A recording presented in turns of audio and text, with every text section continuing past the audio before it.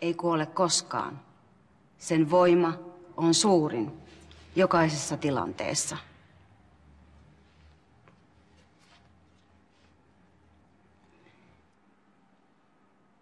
Kaikki tietävän Jumalan kasvojen edessä ja näiden todistajien läsnä ollessa.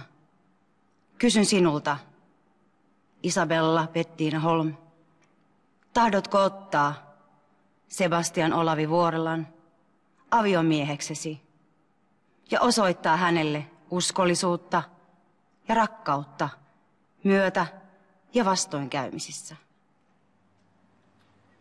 Tahdon.